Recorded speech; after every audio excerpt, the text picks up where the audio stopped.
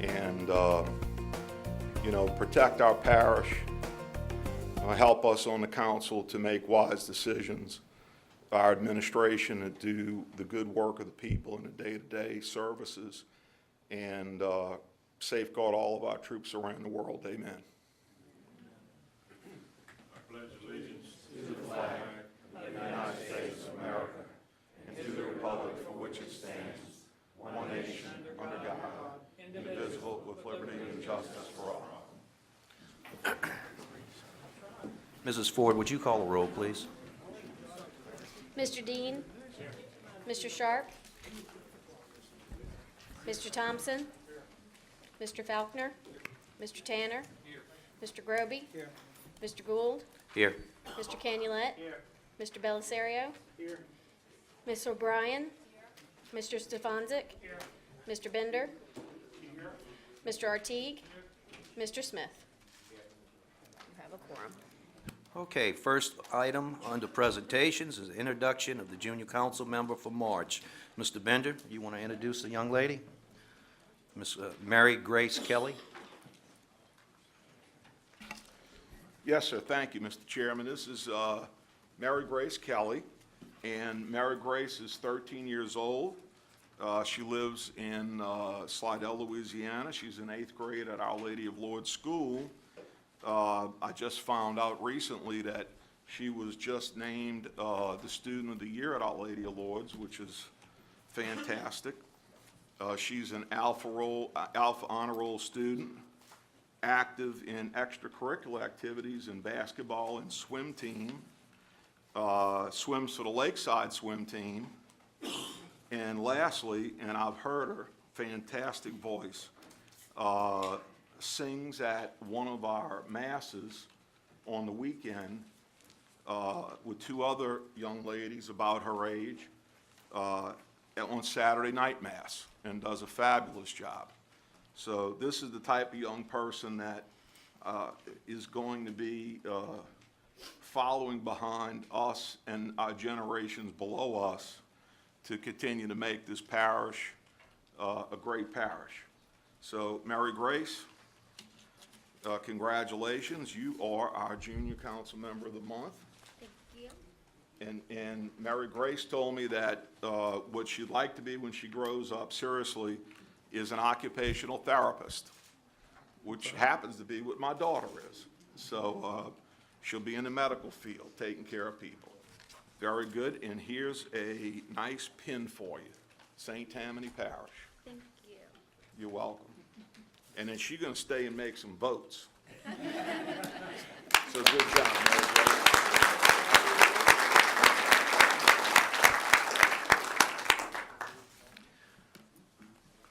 Okay, next item is certificates of recognition to Lakeshore High School student athletes. Chelsea Bobuff, Pearson Villarubia, Trenton DeCowd, and Michael Mazik, each of whom have signed a national letter of intent to play for their respective sports at the next level, college level. Thank you, Mr. Chairman, and waiting council and audience as well. We are privileged to have this opportunity to make this presentation this evening to some young folk who have accomplished some things at one of our local high schools, and we wanted to, at this time, make these presentations to them in recognition of their accomplishments. And if the coach and the AD would bring them forward at this time, we will make those presentations.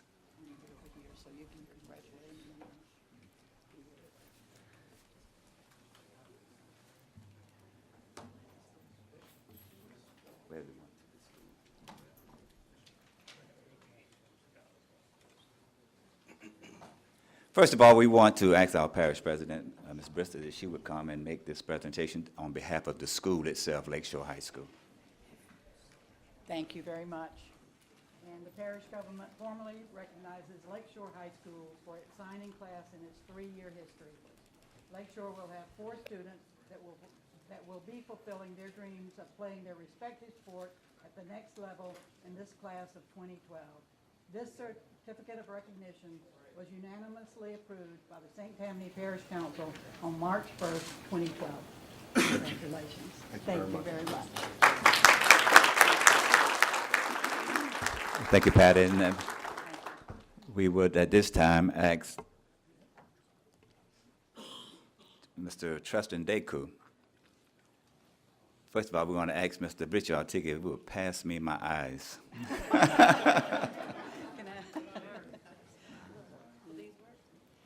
Yeah, here's some. Okay. Let's see here.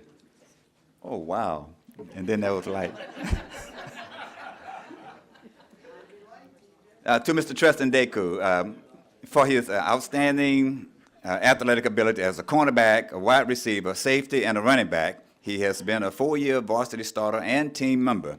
His freshman year, he was all-area honorable mention. He received the Coaches Award and served as co-captain his sophomore year. Tristan will be graduating in May as one of our students from Lakeshore High School to take part in the school's first National Signing Day. Tristan will be signing on with the Chadron State College in Nebraska. This certificate of recognition was unanimously approved by the St. Tammany Parish Council on this day in 2012. Mr. Tristan Deku, congratulations.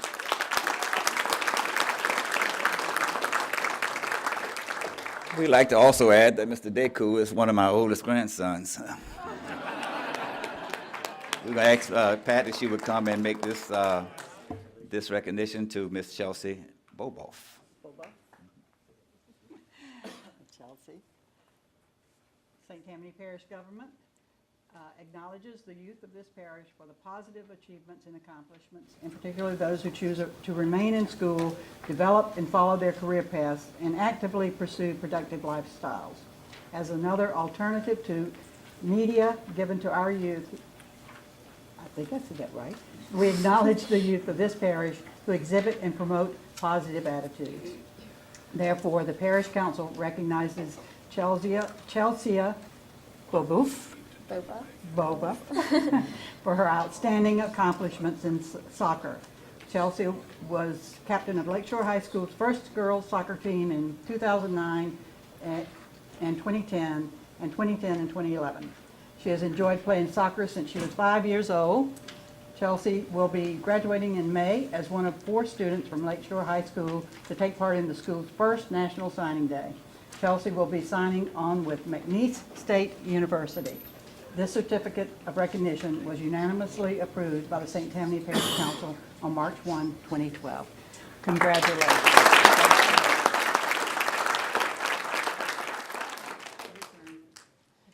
Mr. Pearson Villarubia by Mr. Jake Roby. You guys. Hi. This significant recognition from St. Tammany Parish Government acknowledges the youth of this parish for their positive achievement and accomplishments. In particular, those who choose to remain in school, develop and follow their career paths, and actively pursue productive lifestyles. Another alternative to media given to our youth, we acknowledge the youth of this parish who exhibit and promote positive attitudes. Therefore, the Parish Council recognizes Pearson Villarubia for his outstanding athletic ability as an offensive lineman for Lakeshore High School being named as Senior All-Metro District 7-4A, and led Lakeshore to its first playoff appearance last fall.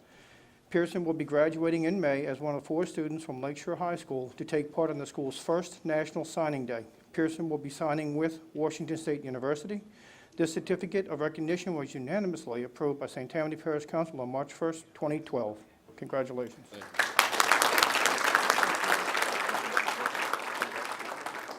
think he wants a picture with you. Okay, come back up with you.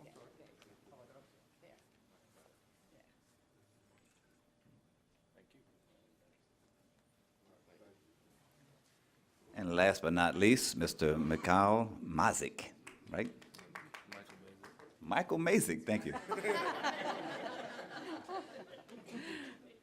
Michael, this parish government acknowledges the youth of this parish for their positive achievements and accomplishments. In particular, those who choose to remain in school, develop and follow their career paths, and actively pursue productive lifestyles. As another alternative to media given to our youth, we acknowledge the youth of this parish who exhibit and promote positive attitudes. Therefore, the Parish Council recognizes Michael Masick for his outstanding athletic ability as wide receiver and defensive end. Michael was all District 7-4A defensive end and team sack leader. There you go. He was voted team's best defensive lineman. He was twice all District 7-4A in basketball, as well as most valuable player. Michael will be graduating in May as one of 4 students from Lakeshore High School to take part in the school's first National Signing Day. Michael will be signing on with Missouri Southern State University. This certificate of recognition was unanimously approved by the St. Tammany Parish Council on March 1st, 2012. Congratulations.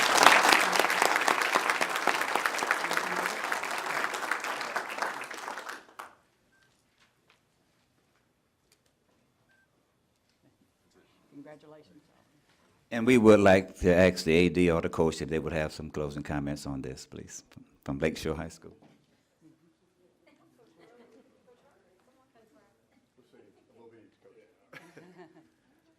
On behalf of Lakeshore High, we would really like to thank you all for honoring our student athletes.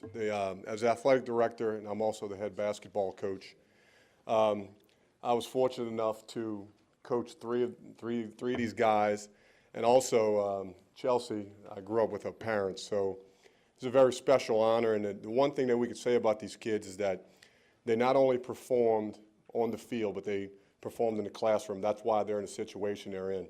And we're very proud that they represent Lakeshore and represent this community. And we really thank you guys for honoring them.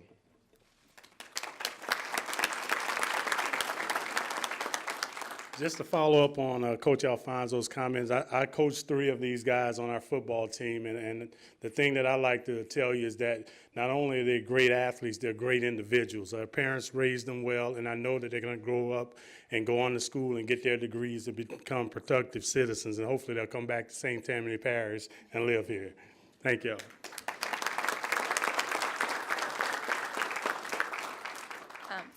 Obviously, I coached one of these athletes and not all of them. Just to follow up, thank you so much for the honor. I know it means a lot to them, and they definitely deserve it. I've seen them in the classroom and on the field, and they're wonderful athletes as well as students. So they have a bright future, and can't wait to see what they accomplish. So thank you so much.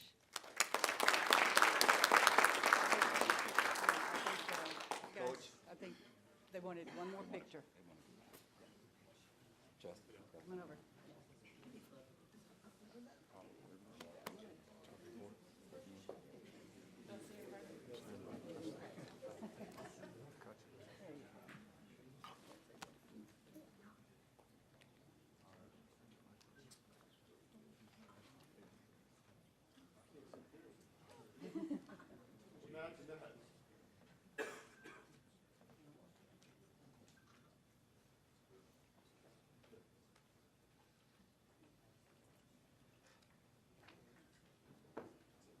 Thank you and congratulations. Thank you all very much. Thank you all. Thank you.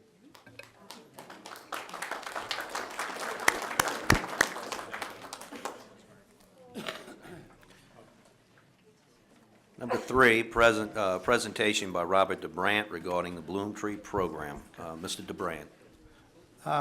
Marty, Miss Lindy Guidry is going to do the presentation. She is the program director for the Blooming Tree, and I have met with them on 2 different occasions. They are taking over what was being done by at Sunshine House, which was shut down because of lack of funding. They just want to make a presentation so people are aware of what they are trying to do with Blooming Tree. Thank you. Thank you for the opportunity to be here and to kind of let you know what the Blooming Tree is all about and what I think is important to so many of the citizens here in St. Tammany Parish. As most of you, as Mr. Belisario said, and most of you are aware, the Mental Health Association of St. Tammany for many, many years provided a day program for people who are persistently and chronically mentally ill. And that program lost its funding due to a lot of the cutbacks that have taken place across the board, and they're no longer being able to provide those services. This past summer, I used to work there, and this past summer, I had a very interesting phone call, very life-changing phone call for me. One of the former clients from Sunshine House called me on the phone and said, "Miss Lindy, I'm in crisis. I have no place to go. I don't know what I'm going to do. I haven't been out of my house. I'm going to get sick. You need to do a program." And I said, this kind of hit me out of the blue. "You need to do a program." I said, "Well, I understand that there's a great need here, but I can't just do a program." And she said, "Yes, you can. You need to do a program for us. All of us have no place to go. We don't have the support we need to stay well." So I told her I would think about it. And she got on the phone and she started calling all her friends from the old program and people that she knew, and they started calling me too and saying, "Miss Lindy, we don't have any place to go. We need a program. I don't want to get sick." One person said, "I'm going to be in the hospital if I don't have a place to go." So that's kind of how the Blooming Tree was born. That's kind of how it started. This was really not my plan. This was kind of their plan, and I just kind of got drawn into it, realizing that for them to be expressing this need, there must be a serious need. Not only for them, but for a lot of other people in St. Tammany Parish who are experiencing mental and emotional challenges in their lives. So I started the program on a shoestring budget, and one of the local churches in Slidell, High Praise Fellowship Church on Military Road, offered me a place to be able to hold this program. So we started real small. Now the program has grown to over 20 clients that come on a regular basis every Wednesday, and I have 10 volunteers, 5 of whom hold professional licenses in the mental health field that are coming to volunteer their time and services. Retired teachers, business owners too, have come and offered their services. But we are outgrowing the church facility, and I can't accept any more clients into the program because of the limited space. I don't think I need to say anything about the statistics that you have in front of you about how severe the mental health needs are in St. Tammany Parish. We're providing a program strictly on volunteers. There's no paid employees for this program. We all donate our time. We are strictly running on donations, and that's a little bit difficult to do because, you know, you try to stretch George Washington till he's white, but you can only stretch him so far. And at this point, what I'm asking you for is to get behind this program. We're a bunch of volunteers trying to make a difference in St. Tammany, but what we need is your support to help us make that available to the people that need these services. You know, we're very fortunate here in Slidell and Covington and St. Tammany. We're fortunate that we have hospitals that can deal with people when they're in crisis. What I feel we need to have is a program like the Blooming Tree that can keep people from reaching that point of crisis where they have to be hospitalized with the appropriate mental, and emotional support with proper medication management and oversight, we can keep people from reaching that crisis situation. That's my first mission. My second mission is people that do go to the hospitals, people that do have the appropriate care in the hospitals.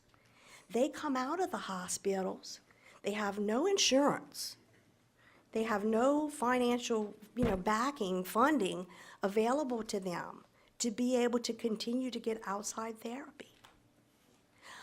My goal is for them to have a place where they can go to maintain the wellness, to have the support, the emotional and mental support, where they can say, I've been in the hospital, I'm on my medicine now, but the medicine doesn't do it alone. I need therapy, I need connectedness, I need to have something productive in my life, and I need the support. And that's kind of what the Blooming Tree is about. That's what my goal is, to help those avert a mental health crisis and to support those who are recovering from a mental health crisis.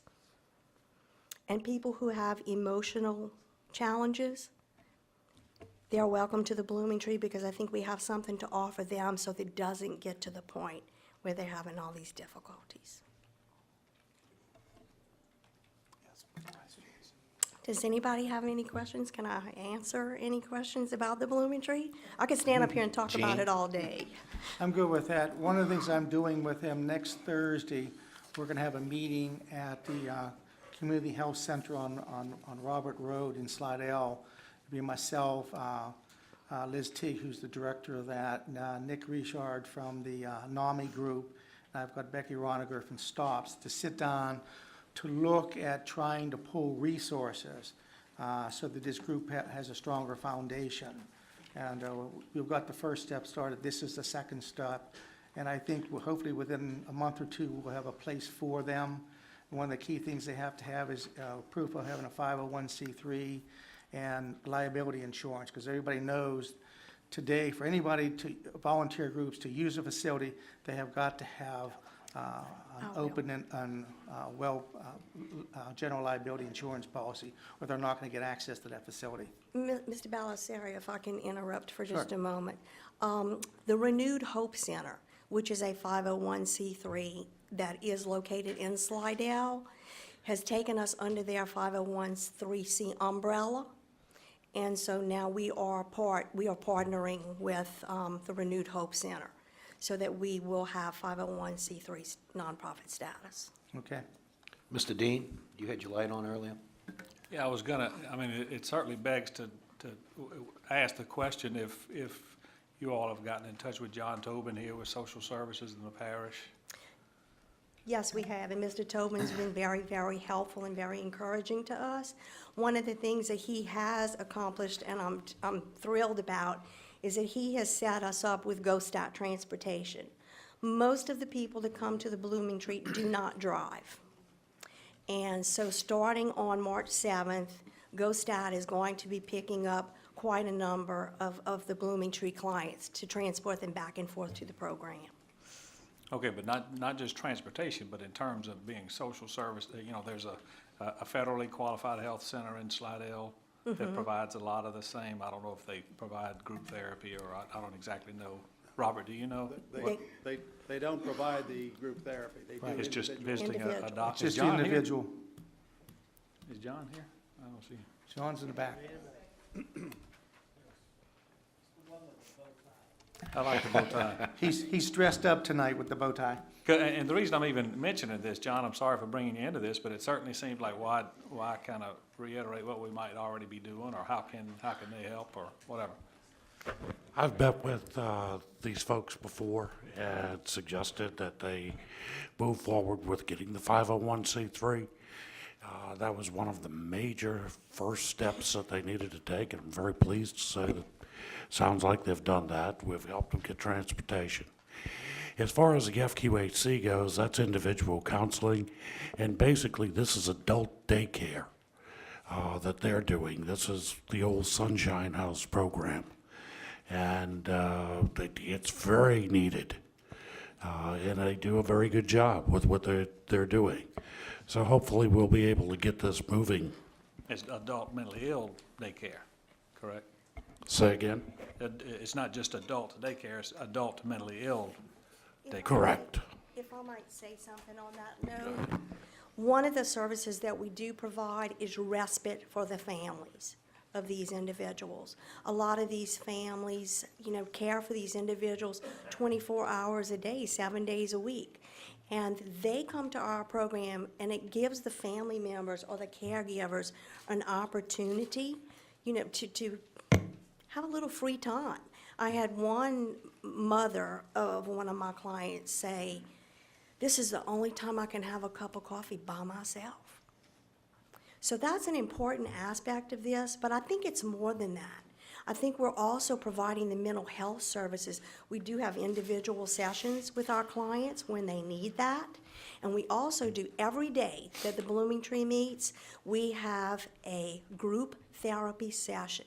We have a psychoeducational program, as well as a emotional processing group that goes on every week at the Blooming Tree. We've had a lot of community participation. I spoke at the St. Tammany Chamber of Commerce meeting, which resulted in having a lot of different businesses that are interested in coming and providing some services for the Blooming Tree. Just 2 weeks ago, we had a photographer who has a private enterprise in the Slidell area come, and you would be amazed as to how therapeutic value it has when these people learn a new skill, when someone's able to come in and say, "You know what, if you want to use art to express your emotions or what's happening with you, can you take a picture of something that makes you sad?" And then we talk about it, and feelings and emotions come out and come to the surface that may have been very deeply buried for a long time. Well, there's no doubt, there's no doubt that it's needed. Perhaps maybe I could just suggest that we all think about any kind of connections or anybody that we may know, because I understand, as I'm reading, and you all need more space. We've outgrown the space, and Okay. I can't accept any more clients into the I hear program you. because of the limited space we have. Okay. So maybe all of us and John, and we can at least brainstorm and see if there's anything else out there. I appreciate any consideration, your use of networking for us to be able to get the word out in the community that we're here, that we are a viable resource for people who need these types of services. There's just a lot of things that I'm asking for. And one of the things, most importantly, that I'm asking for, I guess it's your time, your treasure, and your talent. That kind of sums it up. Thank you, ma'am. Thank you. Mr. Bender, you have something to say? I see your light on. Yes, thank you, Mr. Chairman. Ma'am, first, thank you for the presentation. And I just wanted to, I do realize that what I'm about to say may not be pertinent to a person who, is that 24-hour-a-day person that needs to be watched and cared for 24 hours a day with serious mental or emotional issues or whatever. But in my years as a councilman, both in the city and the parish, one of the things that I've observed, and we have real needs for people with emotional and mental illnesses, okay? And there's just not enough to go around, as this mentions. I've seen several constituents that I've come to know use church as a good way, and I notice you put social connections and I've seen this work very, very well. It's not an organized mental illness or mental health thing, but it's neighbors helping. And once people get involved at church, no matter what your church affiliation might be, they come to know good people and kind people. And whether their issue is, being out of work or having a sick child or themselves being ill or whatever, I've seen it help people tremendously because they start to become part of a connected family, so to speak. So I realize, I wish you the best with what you're trying to accomplish. But in a current stopgap measure, I mean, would you agree that is an avenue that should be pursued by people who are families that have a person that has needs? I think that it is very important for anyone that has a mental illness or emotional challenges to be spiritually connected.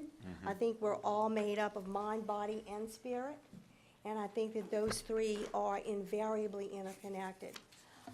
The thing that I think is important for us to remember is that the social connectedness to a church family, to get that support, is critically important. But the thing that's missing there is that the people in these churches are not always professionally trained Oh, sure. mental health I agree. professionals.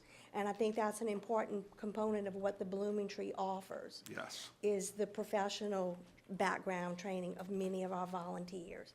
I have 2 LPCs, licensed professional counselors, that volunteer. I have 2 psychiatric nurses that volunteer. I also have a licensed social worker that volunteers. Right. And I think that the services of these professionally trained people are an invaluable part of this picture, as well as the support that they receive through our, spiritual community. Sure.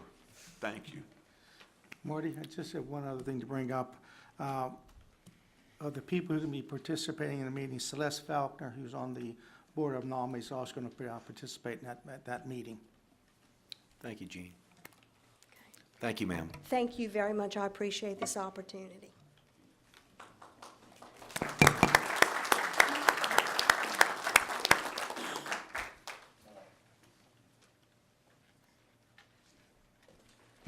Mr. Smith? Yeah, I would like to add, as I listened to the presentation, that it's no big secret in this room and beyond that in the state in which we all live, that there has been a severe cutback in mental illness services in the state of Louisiana, as evidenced by the closing of many facilities throughout the state. And it really, really disturbs me when I consider that venue, and then when we have individuals who have decided to give of their time and resource, and then also to come here before us and ask us for help.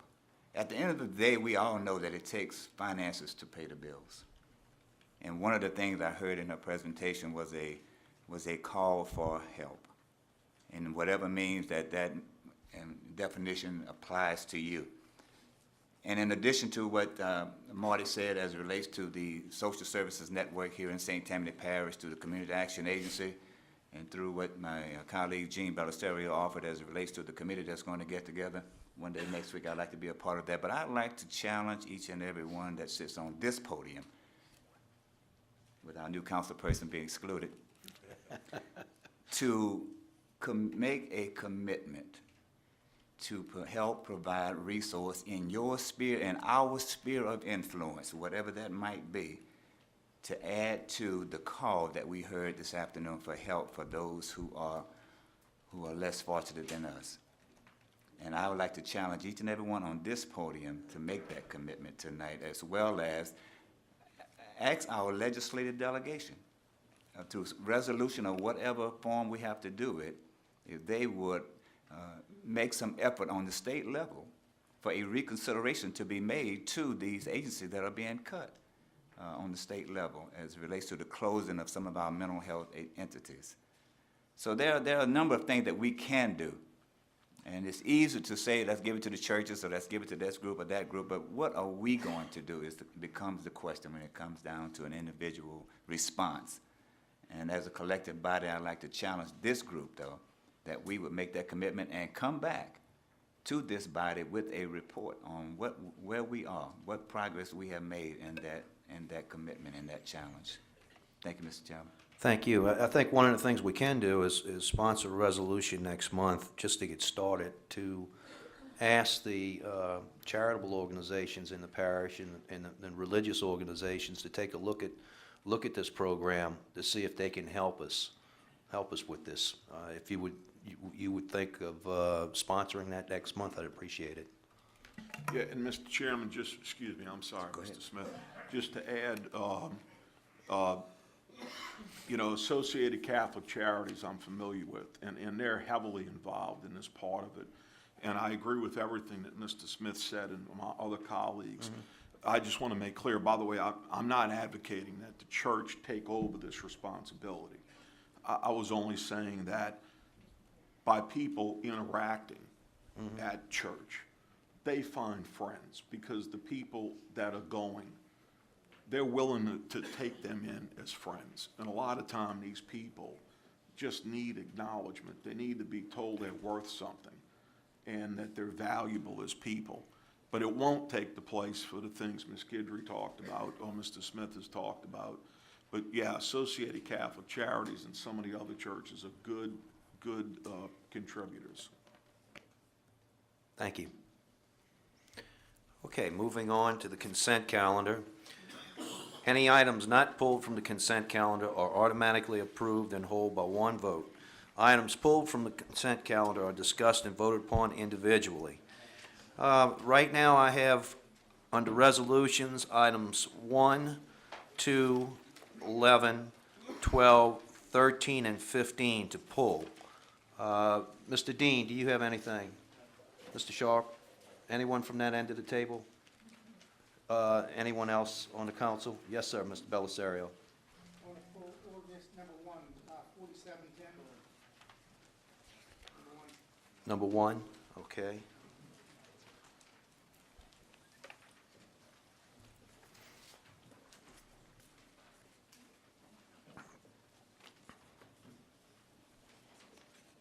Any others? Okay, any from the audience? All right, I entertain a motion to approve the consent calendar. Mr. Stefanczyk, second by Mr. Smith. Vote with your lights.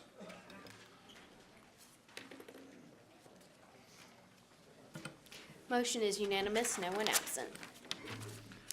All right, first item is ordinance calendar number 4710, ordinance to amend the Parish Unified Development Code, sign regulations to add community bulletin board signs. Okay, Mr. Belisario. Okay, the ordinance 4710 came about because of the fact that the current UDC didn't have a specific section dealing with community bulletin boards. So we're working with Helen Lambert, Terry Hand, and Dawn Henderson, we put forth the proposed request for an ordinance to add that item to the UDC. It was heard at the zoning commission and was approved by unanimous vote back on February 7th. At the agenda review, Sandra Schleifer questioned some of the items on the about it based on items that Emil Lombard brought up at the zoning commission that were not accepted by the commission who ratified it with a unanimous vote. But in meeting with Sidney after the agenda review meeting, he came up with, I thought, was a good point that had been missed at the very beginning. And then taking some of the comments that Sandra had done and other people I spoke to, if you look at the current ordinance, I'm proposing 6 changes to the particular ordinance and reintroduced and discuss it further at agenda review for the April meeting.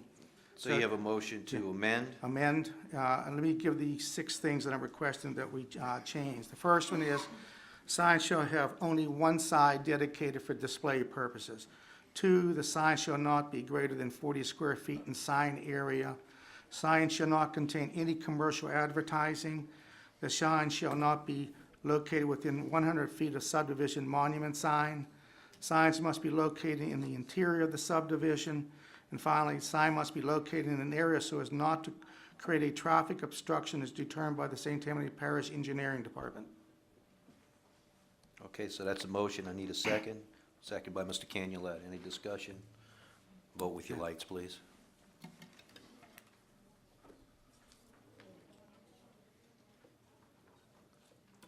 So that was a motion to amend. Now we just need to introduce. Second. Motion is unanimous. Okay, we have a motion to introduce, second by Mr. Canulette, and that's all the action we need to take with that item. All right, moving on to the next item, under resolutions, Resolution Council Series Number C 3301, resolution to concur, not concur with the town of Abita Springs annexation and rezoning of 1.38 acres. This is in Ward 4, District 5. This is my district. I'd like someone to make the following motion or would request. And the motion is to concur with the Abita Springs annexation with the condition that the higher of the architectural, drainage, and setback standards of the respective entities shall apply in the development of the property. I had a discussion with the mayor, it's moved by Mr. Thompson, second by Mr. Groby. I had a discussion with the mayor a little while ago, and we've agreed to this, that it would be the best way to approach this. So I have a motion and a second. Vote with your lights, please. And that's to concur. Motion is unanimous, no one absent. All right, next item is a resolution council series number C 3328, a resolution to concur, not concur with the City of Slidell annexation and rezoning of .586 acre. And this is in Ward 9, District 11. Yeah, Mr. Chairman, I want to table this till next month. Motion to table, second by Ms. Kelly. Yeah. Vote, right. Ms. Kelly seconded, absolutely. Vote with your lights, please.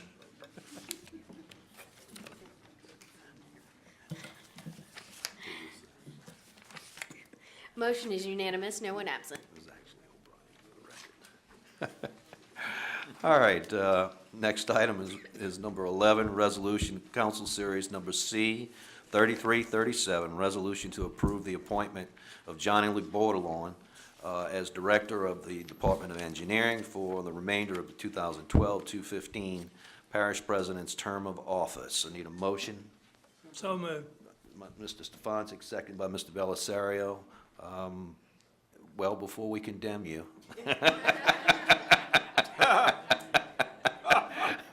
Do you have any last words? Welcome aboard, Johnny. Well, hopefully, welcome aboard. Vote with your lights, please. Mr. Chairman, did we ask him if he had his last meal as he wanted? Motion is unanimous, no one absent. Ms. Brister? Yes, thank you, Councilman and Councilwoman, for doing that. Johnny has shown already he knows how to run a meeting with DOTD in the room and said what we need to say from this parish. So he did a great job today in that meeting, and I know he'll do a good job throughout. Thank you. Fantastic. Okay, next item is Resolution Council Series Number C 3338, a resolution to approve the appointment of Trilby Linford as Director of Department of Intergovernmental Relations for the remainder of the 2012-215 year Parish President's term of office. Motion? Let's see, we had a motion by Ms. O'Brien, second by Mr. Groby. Ms. Brister, you want to speak before we take the vote? No, after you vote. After we vote. I'm not going to You know, jinx her. I do recall there was a lengthy discussion about this. All right, vote with your lights, please. Motion is unanimous, no one absent. I would like to say thank you again for the vote. Trilby has been running hard for the last few weeks, and she's doing a great job. And I think she's met with many of you already, and she'll be meeting more. So thank you, and thank you, Trilby. Okay, next item is the Resolution Council Series Number C 3339, resolution authorizing retaining a consultant for the drafting of the request for the proposal regarding a fire service assessment and feasibility study. Mr. Stefanczyk, I believe you have an amendment to that? It was to put a cap of $3,000? Oh, yes. Okay. Yeah, I recommended that Okay. in the other meeting. Yes, I'd like to see that we do limit that to $3,000. And the other thing was, my understanding is this is going to include 911 service? That's been brought up, yes. So Okay, so- I think the key is we're gonna look at whatever we need to from the fire district. It'll be in communications, And, you know, obviously. we had originally looked at $1,500, but we felt we wouldn't get much of anything out of that, so we went to the 3,000, and we're adding in some things into the proposal that Okay. we want to look at. So, All right, so we yes, have a those two motion. things. And I have a second with Mr. Canulet. Yeah, move to amend that resolution. That's the motion is to amend. Vote with your lights on the amendment.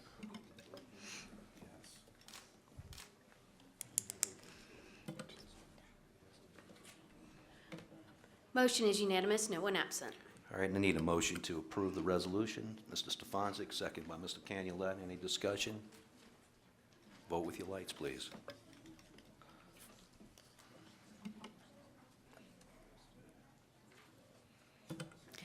Motion is unanimous, no one absent. All right, next item is Resolution Council Series Number C, 3341. Resolution approving the application of St. Tammany Parish Fire Protection District Number 12, Finance, Indebtedness, and Improvements. After a lengthy discussion, I made a request to remove this item until I'll we- second. Mr. Stefanczyk you moved on it, Mr. Belisario, second by Mr. Stefanczyk. Any discussion? All right, vote with your lights.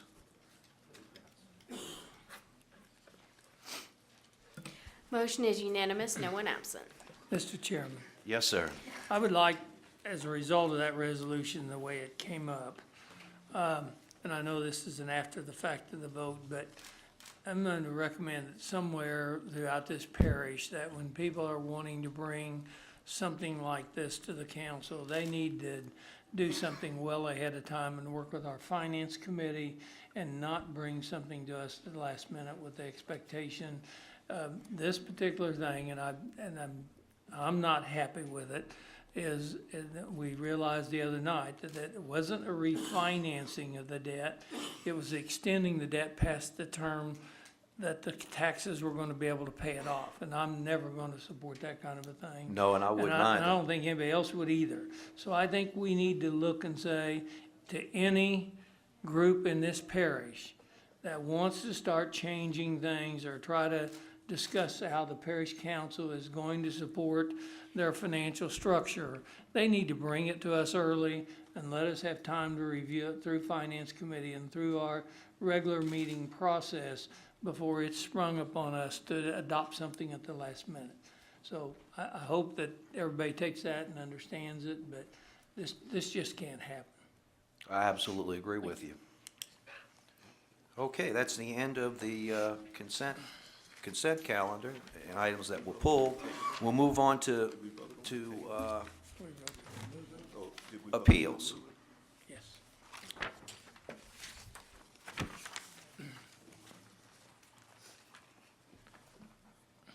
Okay, applicant Mike Mustafa appealing the zoning commission denial on February 7th, 2012 to rezone 6.171 acres located on the northwest corner of Highway 190 and Dixie Ranch Road from A2 to HC2, and this is in Ward 9, District 11. Mr. Mustafa, are you here? First of all, before he comes up here, is there anybody that here speaking on the other side of this? I didn't think there would be. Mike and I talked about this, and by the way, I was the one that recommended that he come forth with this. It was one of those mistakes. I say it's a mistake. It's not necessarily a total mistake, but it was missed in comprehensive rezoning, and they applied a rule where we were trying to put 300 feet of commercial along Highway 190, where this piece actually had an extended piece that was longer than that on commercial.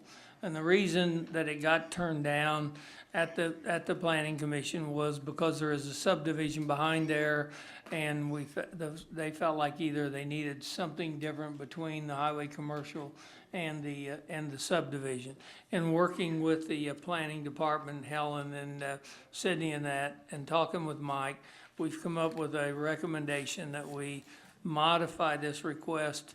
I hope this will save a lot of discussion, that I've modified this request to put a 50-foot buffer on the back end of that property along the subdivision, which would, and make that A2, and let the rest go to highway commercial. And I think if Mr. Mustafa will agree to that, then I'm willing to make the next motion. It's in your court, Mr. Mustafa. Yes, sir, I agree to it. Okay, so, Mr. Stefanczyk, you have a, Yes, I have a motion to override the zoning commission's denial of this and I'm not sure how to put this in. Sydney, you may need to help me, but we need to put a 50-foot strip along the Huntington Estates boundary line. Change the residential portion of the property to HC2, except for the 50-foot along Huntington subdivision. That to should be remain sufficient. A2. Okay. 50-foot buffer. 50 foot in depth. No cut? That's what we're wanting, yes. Well, it'd be residential, so it'd be. No reason It'd for be him to zoned cut it. residential, there'd be no reason to clear it. All right, so we have a motion. I need a second. Mr. Smith? Vote with your lights. Wait, can I ask one question? Question. Yes. Mr. Smith can go first. You want me Yeah, to- I had a couple of questions I Mr. wanted to Smith? ask on, excuse me. For Were you not- seconding that, or you wanted to ask a I question? wanted to ask a question. Okay, I got, Canulet will be the second then. Go ahead, sir. Okay. Number one, what is, and pardon my ignorance here, what is the proposal for the development here that in question? What is What being is proposed? the what? What is being proposed as far as the development here? It's being proposed that they allow the C2 or the HC2 in the majority of the property except for a 50-foot buffer against the Huntington Estates subdivision. Okay, so there's no proposed development yet? No, there's no proposed development yet. And the other question I had was, has there been, I understand what you're saying about the buffer between the residential and the HC2, but have there been given any consideration for the traffic situation that exists there at that intersection of Dixie Ranch Road and 433, I think it is, because that seems to me, as I travel it quite often, and quite other people as well, that is a serious impediment to any kind of development. The question would be there when the development process comes up, it'll go before the planning commission, and you'll have to look at the, whether the entrance is gonna come off of Dixie Ranch Road or whether the entrance is gonna come off of Highway 190. That's the first thing they would have to look at. Secondly, over several years, we have looked at the potential of realigning Dixie Ranch Road over with Thompson Road. And that hasn't occurred yet. We're still working with some, trying to do some things with some companies to move the land and get a trade of the land so that we would have so we would be able to curve Dixie Ranch Road over to where it meets the stoplight at Thompson Road. That's what we're attempting to do, TJ, and that we may or may not get that done, but that's what we're looking at. We've been looking at that for a couple of years. Okay. And at one time, we did have a buyer of that land that was gonna swap the parish land with the land there and it fell through. It was going to be a Walgreens, I think, or something like that, and that particular one fell through, and we haven't gotten another one yet. So we're looking at that kind of a potential, which would alleviate the problem you're talking about from a standpoint of traffic there. Okay. Mr. Falconer? Yeah, thank you, Mr. Chairman. My question is really directed to Sydney. When I was trying to quickly follow what you were describing by actually zoning the back 50 feet of this property as A2, which means it'll be commercial, heavy commercial, adjoining residential. And typically, there are special requirements for residential that abuts commercial, particularly heavy commercial, in the form of additional setbacks and fencing and so forth. So Mr. Mustafa will be required then to put those additional buffer items like fences and additional setbacks and so forth within the body of his property. Is that correct? It would be within his property. We would probably, normally it's placed upon the rear property line. In this situation, we'd probably allow it at the back of the commercial zoning as opposed to up against the neighbors. That way the neighbors get the buffer on their side, the wooded area on their side. Right. It's kind of a, as long as the proposal that's on the location of the fence meets the code, we'll work with the developer on the location of those fences. Right. So, Mr. Mustafa, you understand then that those buffer items will actually be 50 feet on your side of the property line as opposed to your property line with the adjacent residence? Yes, sir, I understand, but I also want to bring something up prior all that. I don't want to go through so much talk, so I just want to go through the middle of it. In 2008, this was a change to residential without no say so, okay? I have invested quite a bit on it, you know? What I'm doing today is something positive, just working with the parish, you know? That's all. I did have that discussion with him, Reed, about, and that's, I think he understands that, the 50-foot's going to be an A2 buffer against the A2 zoning of the subdivision, and then if there are setbacks required, which there may or may not be, he would have to just maintain those setbacks from his property line, from the A2 property line, closest to where the C2, where the A2 and the C2 meet. That's where his setbacks would come from, if there are any. Now, as Sydney just told me earlier, you may end up with a parking lot there or something like that, which they're not going to force a setback from that away from the, and they could build right up to the property line, so. A parking lot would be could be located at the edge of the commercial with the fence and then the green space being within the A2. 50-foot would, in most cases, the 50 feet will exceed any of those extra buffers that we have between commercial and residential. They're generally 25, 30 feet. Okay, I have a motion and a second. Vote with your lights, please.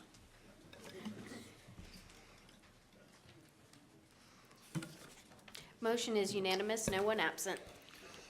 And, Mr. Chairman, I'd like to introduce the ordinance. Thank you. All right, we have a second by Mr. Canulet, second by Mr. Canulet. That's all that needs to be done. Ordinance calendar number 4637AA, ordinance to amend the Parish Unified Development Code regarding cemeteries and mausoleums. I have a note that we need to amend this and to adopt it, and this is, the amendments were recommended by the Zoning Commission. Need somebody to move on the amendments? Canulet, second by Mr. Sharp. All right, let's vote on the amendments, please. Where are the amendments? They were in the packet. They're in the packet. Okay. Motion is unanimous, no one absent. All right, now we need to vote on the ordinance itself. I need a motion, Mr. Canulet, second by Mr. Artigue. All right, vote with your lights, please.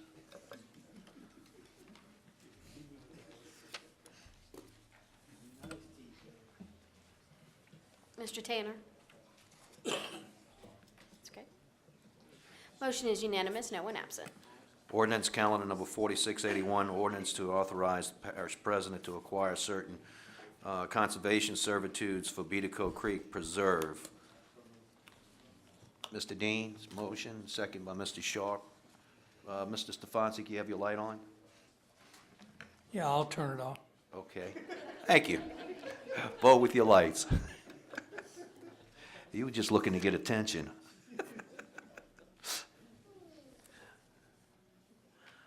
Motion is unanimous, one absent. Ordinance calendar number 4703, ordinance amending the official parish zoning map to reclassify 1.933 acres from NC5 to HC2. This is in Ward 4, District 10. Mrs. O'Brien. Yes, I'd like to make a motion to deny the zoning change and to remove the ordinance. Staff actually felt that there was no compelling reason to recommend approval or increase the intensity of the commercial zoning. And to be perfectly honest, it seems that this would be too intense. It's just not appropriate for that area. All right, so the motion is to deny. I'll second. We got the second. I think we have. Any other discussion? Vote with your lights, please. The motion is to deny and deny. remove. Deny. And remove. And remove. Motion is unanimous, one absent. Okay. Next item, ordinance calendar number 4706, ordinance amending official parish zoning map to reclassify 13,800 square feet from A4 to HC2. This is in Ward 8, District 14, and I have a note where you want a discussion on this, Mr. Smith? I didn't pass the note, no. Okay, well, It may have been at a previous meeting, but okay, so you good with it? You want to move on this? It's your I district? certainly do, yes, sir. Okay, motion to approve, second by Mr. Ortiz. Vote with your lights.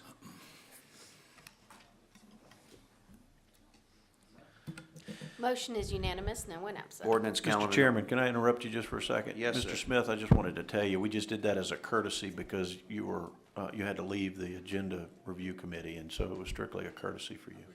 Okay. Ordinance calendar number 4717, ordinance to correct the road and drainage inventory to include Country Club Drive lateral. Mr. Falconer? Yes, I believe we want to remove this. All right, second by Mr. Thompson. Vote with your lights. Ms. O'Brien, do you have anything? All right. Motion is unanimous, no one absent. Ordinance calendar number 4718, ordinance amending the parish code, ordinances, chapter 20, roads and bridges. Need a motion by Mr. Canulette, second by Mr. Grovey. Vote with your lights, please.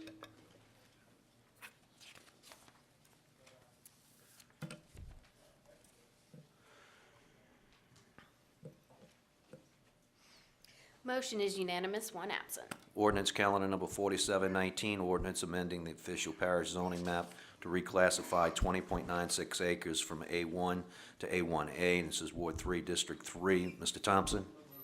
Second by Mr. Falconer. Vote with your lights, please.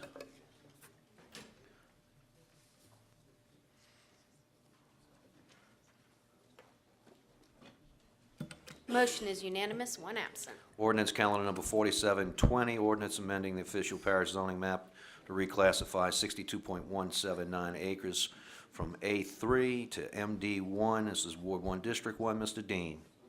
Second by Mr. Thompson. Vote with your lights, please.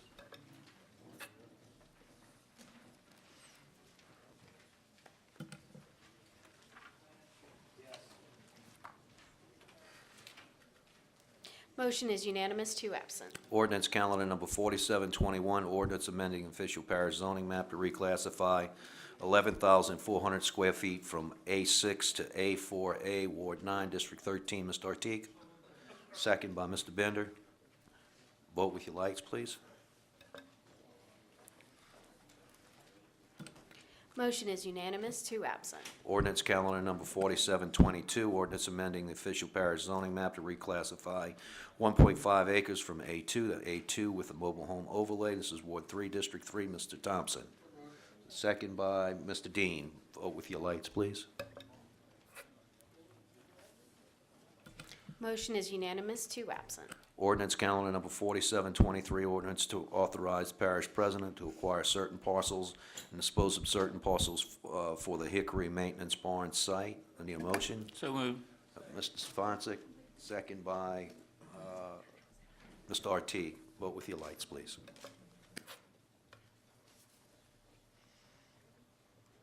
Motion is unanimous, two absent. Okay, ordinance calendar number 4724, ordinance to authorize the parish president to revocate an act of donation for the Veterans Cemetery Project. I need a motion by Mr. Belisario, second by Mr. Stefanczyk. Mr. Hernandez. Thank you. I have a question and a comment about this. The ordinance is a ordinance to revocate, as it says in there, a 40-acre tract which is adjacent to the Wadsworth development. And my question is, the ordinance talks about the revocation. Then it says, it goes on to say that the parish president is authorized to lease the property and or rights-of-way. I'm assuming the parish president is going to lease the rights-of-way. I don't understand why the parish president would lease now the 40 acres that now has been revocated back to the person who donated the property, and it says that it's going to lease it at a price not to exceed fair market value of the property, and obviously it could be far less than the fair market value. Nothing in here says that it has to be the fair market value. It says not to exceed, so it could be for $1 a year for 20 years, 5 years? It doesn't say for how long, and I'm questioning. I'm sorry, I apologize. I could address that fairly quickly. That's just a typo with the ordinance.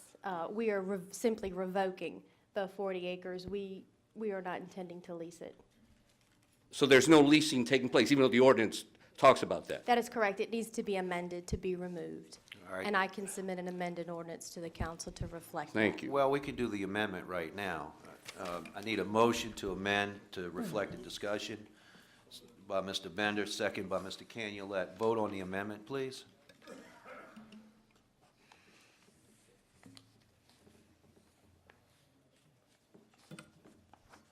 Motion is unanimous, one absent. All right, I need a motion to approve the ordinance by Mr. Thompson, second by Mr. Groby.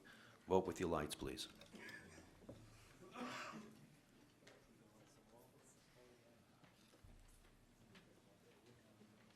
And can I ask a question before I vote on this?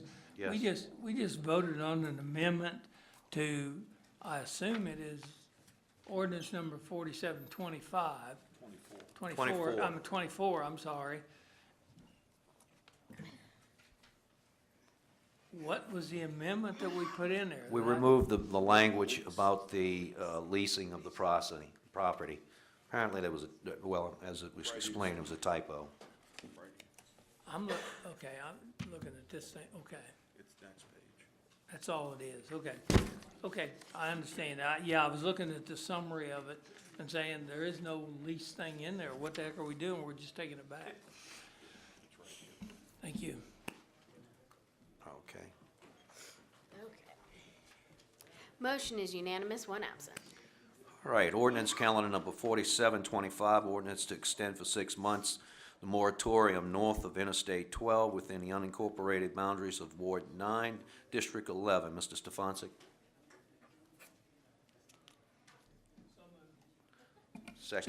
Second by Canulette. Vote with your lights.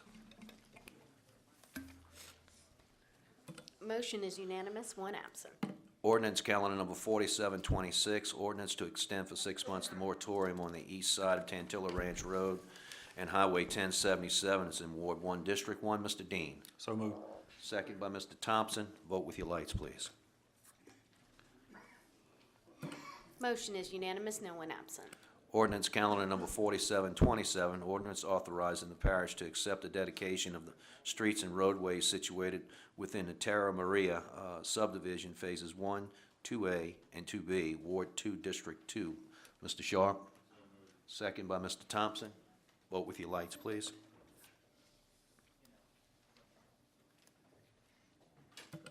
Motion is unanimous, no one absent. Ordinance calendar number 4728, ordinance amending the official parish zoning map to reclassify 17,551 square feet from A4 to A4A.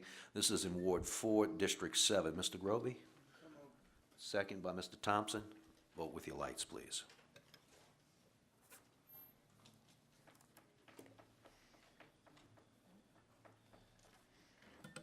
Mr. Artigue? Motion is unanimous, no one absent. Ordinance calendar number 4729, ordinance amending the official parish zoning map to reclassify 1.6 acres from A3 to HC2, Ward 6, District 10. This is in District 6. Mr. Groby? Oh, no, excuse me, Mr. Tanner. Second by Mr. Thompson. Vote with your lights. Yeah, that's what threw me off. Motion is unanimous. Maybe. Mr. Dean? Motion is unanimous, no one absent. Ordinance calendar number 4730, ordinance amending the official parish zoning map to reclassify 2.09 acres from A1 to NC6. This is in Ward 3, District 5. Need someone to make a motion to approve. Second by Mr. Groby. I have a question. Sydney, did we correct the, Mr. Fontenot? On the property on Highway 59 that we worked out on during the appeal last month, did the corrections get made to reflect the buffer on the backside that was not going to be rezoned like we just did earlier? I remember an email from your staff to my staff to make them. I don't know if that was ever returned. So it was returned? If you give me a So- second. So we've got it, Okay. we got it squared, but I didn't want to pass it until I make sure I get that locked down. That's been an aggravating piece of property. All right, we have a motion and a second. Vote with your lights.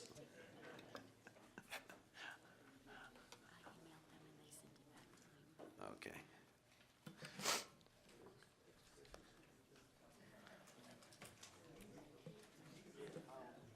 Mr. Bellisario? Motion is unanimous, one absent. All right, under nominations, a resolution to appoint 4 members to the Board of Commissioners, the St. Tammany Rec District Number 16. Mr. Smith, anybody have any? I think there may be some nominations that someone else would like to make. Okay, we need a vote to open the floor for nominations. So moved. I have one. Second by Mr. Bellisario. Okay, vote with your lights to open the floor on nominations.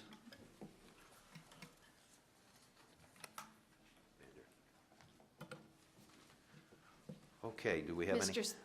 Sorry. Motion is unanimous, one absent. All right, do we have some names? Yes. For nomination. Mr. Chair, this is Jim Belso. I nominate Sharon Hewitt, who's interested in serving on Rec District 16. Mr. Bender? Second. No, we need 4. Well, We've only got 1 at this point? Yeah, I was going to simply comment and recommend Ms. Hewitt as well. Well, I question whether or not we should be nominating at this point then if we don't have the 4. I mean, We've already, in 7 months, only approved 2 people.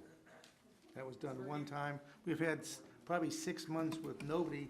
We're going to get a board together. It's taking time. okay, well, let's do this. We have a nomination. Let's And a leave the second. floor open. Yeah. Floor open on the nominations? Or you want to vote on this? This is not parish-wide. Okay. Yeah, we can That's vote true. on it. That's true. All right, well, we have 1 name, Ms. Hewitt. Okay. Mr. Gould, if not, Mr. Gould, Yes, sir. if I could just make Told one, you I you know, couldn't. I owe you $10, but I'm sorry, this is just a point of order and information. Thank you. The 2 members that you have appointed are interested in meeting, and they want Ms. Hewitt to join them, so whenever you guys make the appointments, they're gonna start moving and at least having some conversation amongst themselves and people in the community while the other appointees are being considered. Is this a 7-person board or? It is a 7-member board, yes. Okay. Okay. Correct. Okay. All right, well, we have to close the floor on the nomination. Vote with your lights, close. That by Mr. Bellisario and second by Mr. Bender, I believe. Vote with your lights. Motion is unanimous, one absent. All right, vote on the nomination. A motion by Mr. Bender, and second by Mr. Bellisario.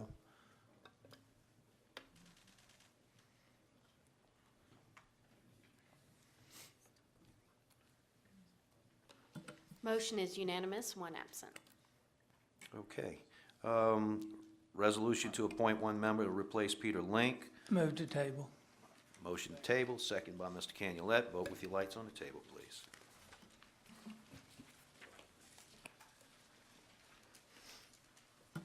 Motion is unanimous, one absent. All right, we have a resolution to reappoint 4 members to the St. Tammany Mosquito Abatement District Number 2. Mr. Stefancic, we have current members.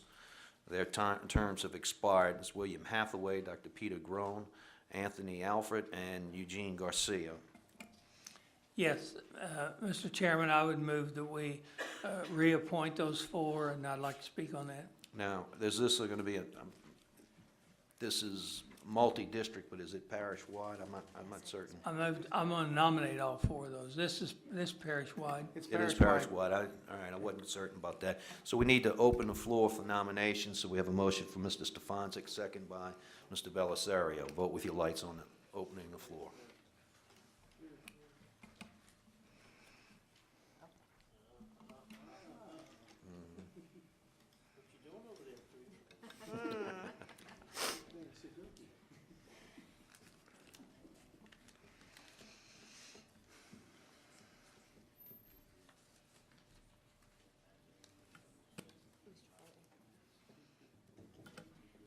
Mr. Smith?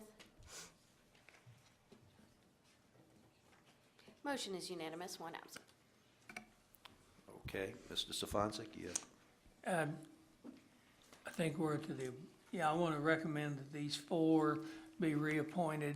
Mr. Palmisano, who is the Executive Director of Mosquito Abatement District Number 2, works with these people every month. I think everybody on this council gets their reports on a monthly basis, very easy to read reports. They keep us up to date, and all these people have the background they need to be on this board. And I think we searched long and hard several years ago to get people that have a biology or other kinds of backgrounds that make sense to fit on this board. And of all the boards in this parish, this is one board that I would tell you, if you don't understand how they work, go watch them. They are the most, they are probably the best stewards of taxpayers' money of anybody I've ever seen in the parish. And they do the best, they do a tremendous job for us. And they went from being 8th and 9th Ward, by the way. We expanded into Mandeville, and then we expanded into Covington, finally expanded parish-wide, and did it without raising any taxes. We added the other groups on, which was a larger geographic area with a lot less tax base coming in from it. And I think these people have done a tremendous job, and I want to congratulate them for that job, and I hope you'll consider reappointing them also. Thank you. I think we vote on it next month, right? Yes, sir. Holds over until next month. All right, close the nominations? Yes. Okay, vote with your lights to close the nominations, please.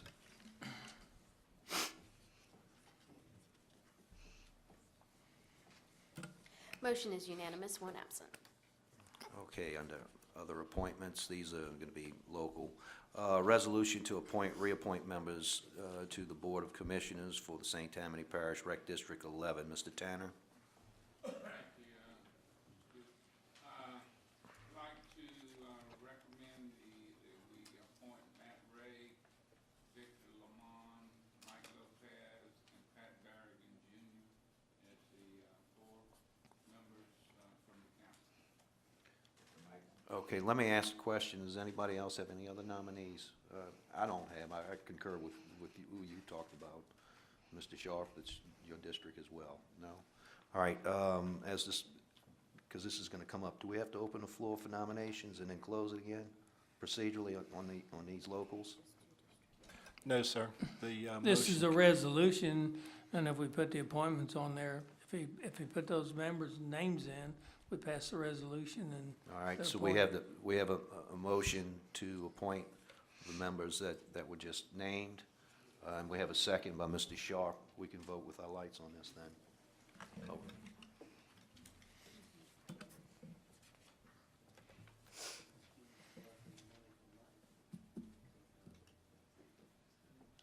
Motion is unanimous, one absent. All right, second item is a resolution to reappoint 4 members of the Board of Commissioners for St. Tammany Parish Fire District Number 3. Mr. Groby. I'd like to ask the council to consider reappointing Mr. Leo Casanova and appointing Mr.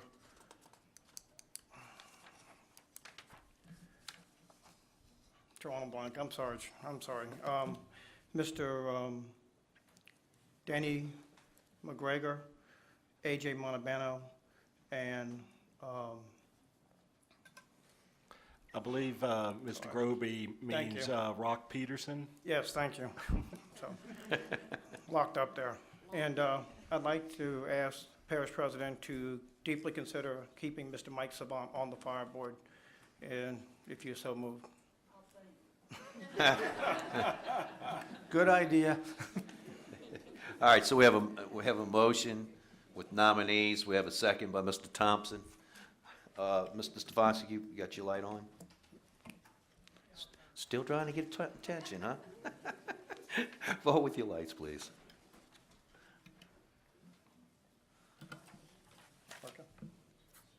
Motion is unanimous, one absent.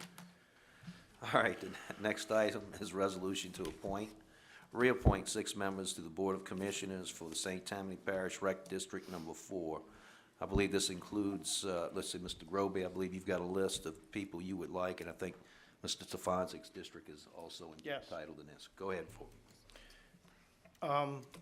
The Board of Commissioners for Recreation District 4 is made up of some very dedicated people. It took me a kind of a hard decision to nominate those that was going on that came forward. I wish I could have picked them all, but quite honestly, you have to pick the best of the best, and I believe that's what I've done. I'd like to commission. The nominees would be Ms. Evelyn Steinhauer, Mr. Don Bordelon, Mr. Joe Allen, Mr. Smith, Mr. Leary as the nominations. Okay, I have a motion. Mr. Stefansik, you want to second this? I'd like to speak too on that. I'll second ma'am. it. I think you did say Brian Moore, because that's the Yes, I did. person that Yes, I've asked. Brian Moore. I mean, Jake's taken 4 of them, but I want at least one from the area that I represent, that this is in there, and Brian Moore is that one, so yeah. Okay, so we have the 5 names. We have a motion and a second. Yes, ma'am. Identify your name, please, for the record. Yes, I'm Jackie Schneider, and I live in Lacombe. I would like to speak about the nominations for the Rec District. I have been on the Board of Directors for the St. Tammany Parish Recreation District Number 4 for 3 years now, actually. During that period of time, we bid and contracted to build the John Davis Community Center in John Davis Park. We've done great progress with our sports programs, and I'm very proud to say that in May we will have paid off the community center. I am no longer on the Board of Directors, and although I'm not on the Board of Directors, I still have a very big interest in our recreation district. I am the director of Kids of Our Lacombe, which is a nonprofit 501c3 organization, and we partner with the recreation district to bring art and recreation to homeschool students, after-school students, adults, and we also have a 9-week summer program. So I have a vested interest in the recreation district, and I want it to continue to be successful like it has been in the past. I'm here to ask you to not appoint Mr. Don Bordelon as Mr. Groby has nominated. Last year, when we had our election in November, Mr. Bordelon purchased and placed signs all over our community asking people to vote no on our millage renewal. Now, as the Board of Directors, we realized how detrimental it would have been if our millage had not been renewed. It was renewed by a very slight margin. We had asked Mr. Bordelon to take the signs down. He refused. And we won by a very, very small amount of votes. No thanks to him. Mr. Bordelon went out into the community and he publicly asked people not to vote for the millage renewal. Personally, I do not think that someone who goes out and asks the community not to vote for the millage renewal and then has a desire to be on that same board should not be on that board. I do not believe he has the best interest of our children nor of the adults in our community. And so I am asking you not to appoint Mr. Bordelon, and I'm also seriously wondering why he was even nominated in the first place. These are not the actions of a man who really has the best interest of the Recreation District. Thank you. Thank you, ma'am. Mr. Groby? I appreciate your comments, Ms. Snyder, but one of the reasons why I believe Mr. Bordelon felt the way he did was because after attending several meetings of the board at that time, he felt that the board was lacking in jurisdiction and procedural issues. Unfortunately, if anyone was to check the website, they're going to find that our District 4 website hasn't been updated since 2009. The budget that the people graciously pay taxes into hasn't been updated on the website. It's just a general lack of information. I'm hoping with some new direction and new drive, we can make the district better than it ever was before. Thank you. All right. Any other discussion? All right, we have a motion and we have a second. All right. I'm sorry, ma'am, but the floor is closed. Mr. Chairman. Mr. Bender.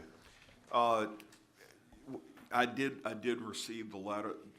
Excuse me, ma'am, you're the lady that sent the letter? Yeah, okay, and I appreciate it. I did read it. I just wanted to, I certainly trust my colleague, Mr. Groby's judgment, but I would like to just ask. I can see situations where someone would oppose something, and then once we go through our process of majority rules, which is what occurred, then okay, you go. I protested. I didn't vote that way, but it is what it is, and I'll support it.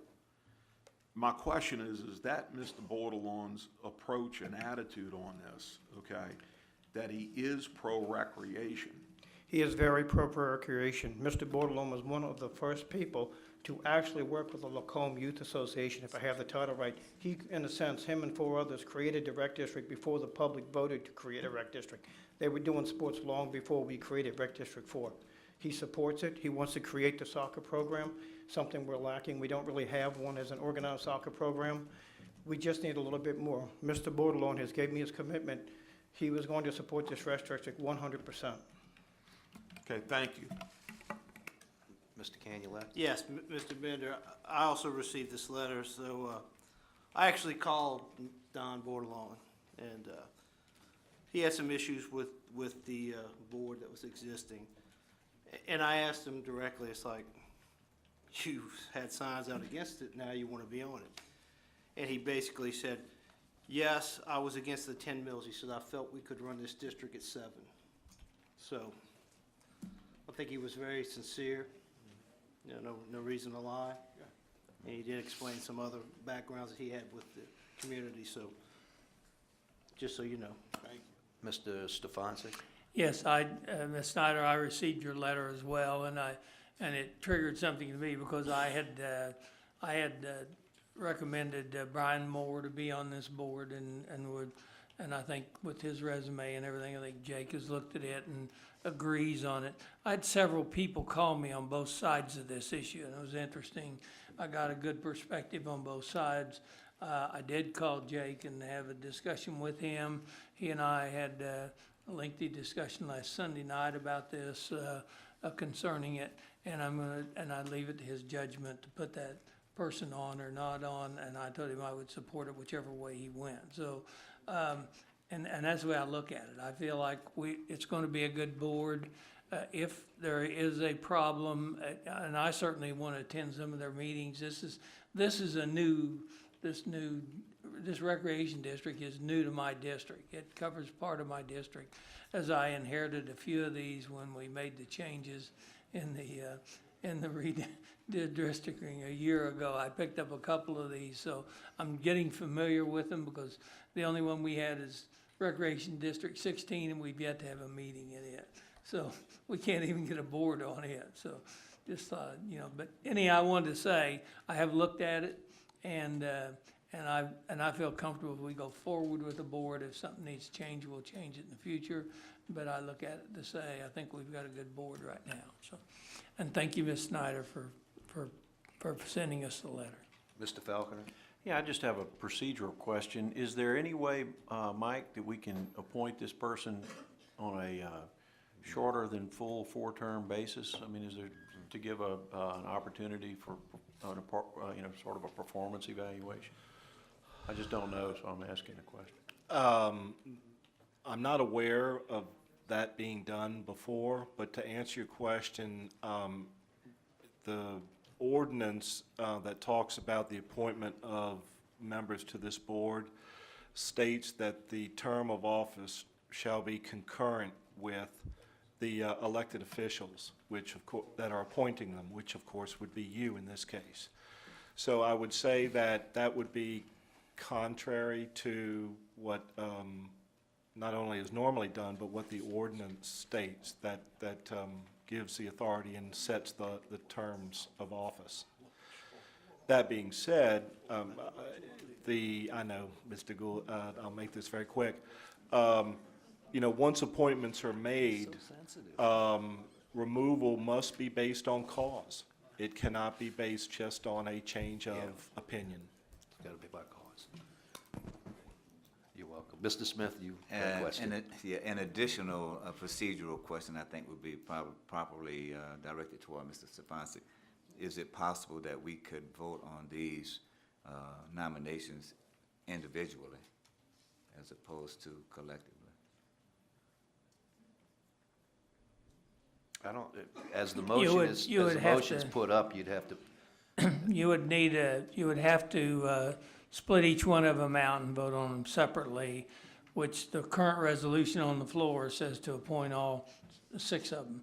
And so we either change that motion and do a substitute motion that would put individuals on there, and we would vote on them one at a time, and that would be a division of the motion.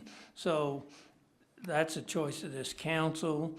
If they wish to put a motion on the floor to divide them out separately, they could. Unless there's some reason we've never done that before, but we could. We do it on planning and zoning, as you know. right. Okay? So, And, Mr. Chairman, if I could comment, I mean, I would be fine with that, okay? It takes a little more time, but I'm all right with that. But we don't have any other nominations, do we? I mean, that's 6. 5. No, Six. 6 total, I Six. think. Okay, yeah. it's 7 members. So I don't know, maybe Neil can address that. Well, we've addressed it in that, right now, you have a motion on the floor to nominate all 6 and appoint all 6. Unless somebody can put up a motion to reverse that, we vote on that particular motion first. And then if the motion to make those appointments in global, like we just spoke about, fails, then substitute motions need to come up. Okay? So we have a motion and a second, we need to vote on that. Now, if it fails, well then, we look at it the other way. All right? no, Mr. No? Chairman, that's not what you should do. If you're going to do it, you don't have to, I don't mean to give you a lecture in parliamentary procedure, but what you would do is divide the question. That's what you would do. And dividing the question says that you're going to split it out so that each one of them is voted on separately. That is a motion to divide the question. That's what you would do. Not vote on this one and then All say right, yes or no. Is that what you want to do, is make Well, I a motion? don't know. I'm ready to go with what we have, so if somebody else wants to do that, I'm just giving them the approach to do it. So somebody could ask for a motion to divide the question. Right. Somebody could ask for a motion to divide the question, we'd vote on them separately. Mr. Chair. You already I got would- that from Steve. Just a minute, TJ, I'm Mr. sorry. Belisario. Go ahead, you can go first. Mr. Belisario, go ahead. TJ had asked for that. He Okay. was asking for a point of clarification on that issue. All right, well, if that's is that a motion, TJ? No. No, okay. So it's a moot issue. Then we'll vote on what we got on We in have front a of us. vote on what's on the floor at this time. Mr. Groby, you ready to vote? No, I'd like to address something. ahead. I'd like to ask the board to reconsider this because I'm trying to reconstitute a rec district that needs help badly. I wouldn't have nominated or put these people forward if I did not believe in them. Mr. Smith is on the board. I really like him. Mr. Allen is on the board. I really like him. Mr. Brian Moore, you should see his resume. It's impressive. I can't ask for a better team of people. I would appreciate the support behind this as it stands. Thank you. All right, we have a motion and a second. Mr. Gould, and please forgive me. No. $20. I in my 12 years as being an administrator, I've never done this before. But I have to take, after being a former member of the board of Rec District 4 for 7 years, up until about a year ago, I have to object to any belief by anyone that the board that is currently serving needs any drastic help. They are extremely dedicated Lacombe residents. They give up much of their time to the support of that district, and none of them have ever acted in a contrary way. And I want all of the council members to be sure that none of these board members who are being replaced have done anything other than their absolute best and with the best intentions for the community of Ward 7. Thank you. Okay, we have a motion, and we have a second. Vote with your lights, please.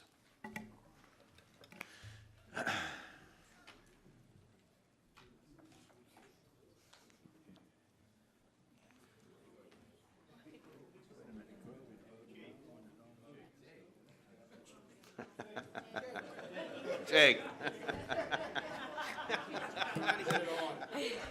It's okay, it Recorded won't as a change. yes.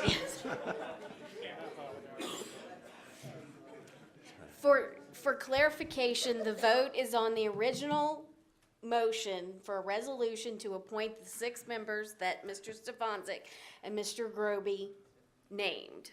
And the vote is unanimous with 1 person absent. Thank you. All right, moving on. Under discussion and other matters. A motion to reconsider ordinance council series number 11, 2646 regarding Little Creek Center subdivision. We tabled this 2 months in a row. Has this situation been worked out? Not that I'm aware of. All right, I'm going to ask someone to make a motion to reverse our authorization to the parish president on this project until such time that this thing gets worked out, because all we're doing is spending money on advertisements. So motion by Mr. Falconer, second by Mr. Thompson. Vote with your lights, please. What are you doing? Wait. You've got to move to reconsider if you're going to do anything with this. Right. Okay. I'm sorry. Thank you. I mean, that's what I think We you're got supposed to. 2 votes coming. I know that's what you said. I just wanted to make sure we understood it. All right. Okay. The motion is to reconsider. Vote with your lights. Falconer and Thompson.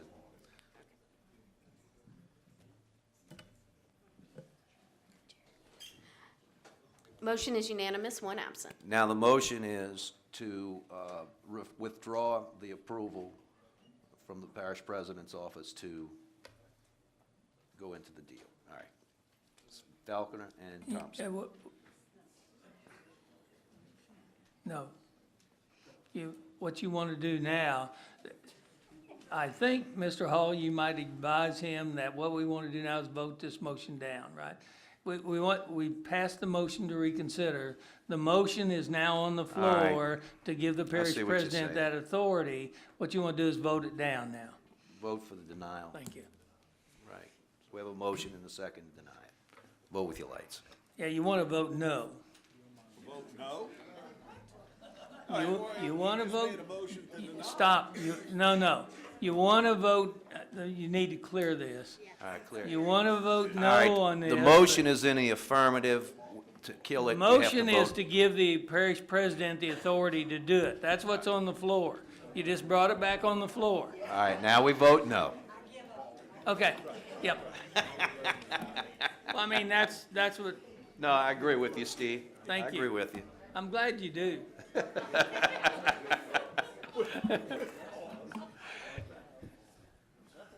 wanna vote no? Okay. Yeah, you want to vote no. Mr. Smith, we need you, okay. Motion fails with 13 nays and 1 absent. Okay. Motion to reconsider ordinance calendar, series number 11, 2610 regarding development on the south side of Lakeview Drive. This is in Ward 9, District 13. Mr. Ortiz? Motion to table, second by Mr. Smith. Vote with your lights on the table, please. I thought this was the one where we were going to substitute a motion to reconsider our appointment to the council administrator. Oh, I'm sorry. That's coming on the off the floor. Yeah, we did have that discussion, didn't we? All right. Marty, we want that on the off the floor. Yeah. Mr. Tanner, Mr. Bellisario. Motion is unanimous, 1 absent. All right, so that's tabled. That concludes the regular agenda. We're going to move on to the items off the floor. We need a motion to open the items off the floor, and a second by Mr. Groby. Now, this has to be unanimous, so if you press no, it's over with. Vote with your lights.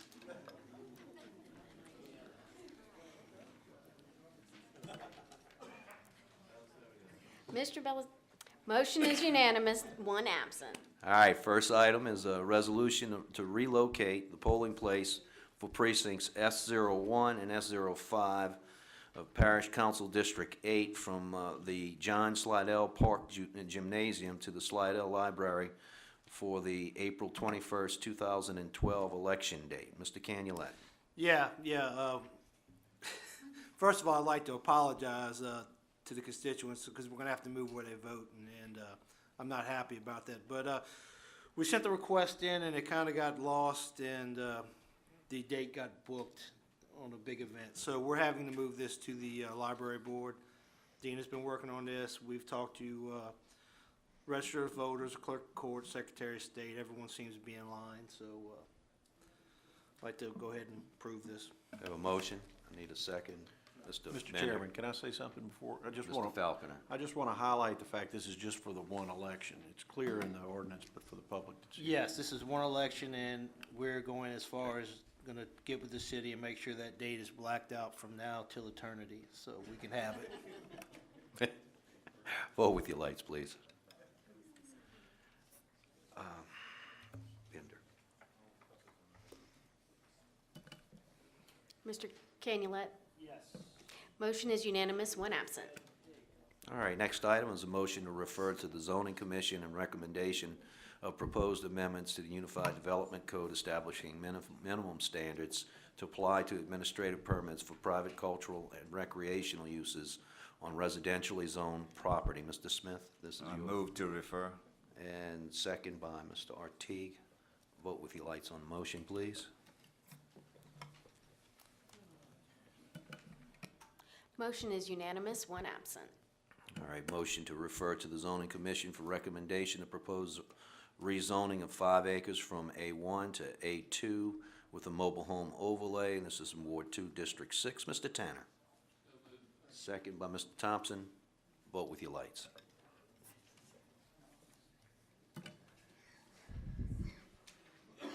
Motion is unanimous, one absent. All right, motion to refer to the zoning commission for recommendation to propose rezoning of 2.13 acres from A1 to A1 and mobile home overlay, Ward 2, District 2. Mr. Sharp. Second by Mr. Thompson. Vote with your lights. Motion is unanimous, one absent. All right, number 5 is a resolution to urge the U.S. Army Corps of Engineers to follow recommendations as to the implementation of fair and reasonable regulations on wetland habitat assessment and compensation for wetland impacts. I need a motion and a second, and I believe Ms. Bristol, would you like to speak about this? Yes, this is. Let me get the motion Oh, down. all right. Motion and second by Mr. Tanner. Okay, Ms. Bristol. Yes, one of the things that has happened recently, and I think all of you are aware, is the Corps has changed their mitigation rules and changed to the modified Charleston method, which has, in some cases, more than tripled the cost of mitigation of wetlands in development. This resolution was passed at the Police Jury Association. Several other communities are passing the resolution also. We're just trying to get their attention that this adds on such a heavy burden to any development that goes on. Not that we want to build in any place that we shouldn't, but the mitigation costs are just outrageous at this point, and it just happened so quickly that no one was prepared for it.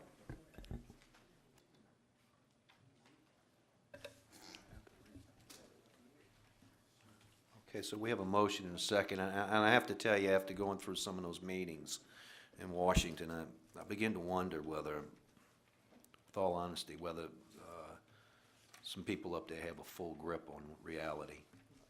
You know, it just, you know, well,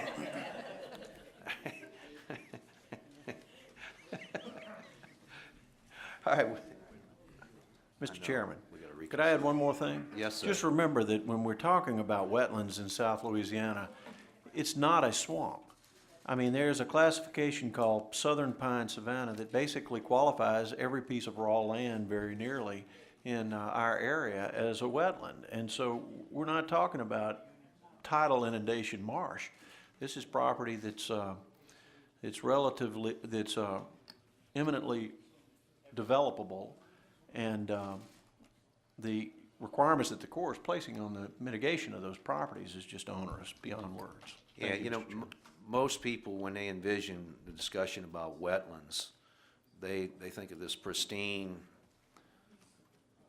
beautiful swamp with pelicans and all kinds of wonderful, beautiful animals. And quite often, some of these properties, they're just wet because they're flat. They don't really, you know, they serve a purpose, but at some point you have to have a balance.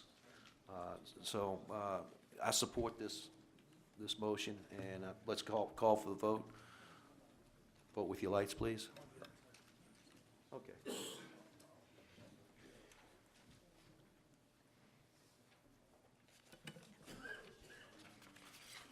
Please vote.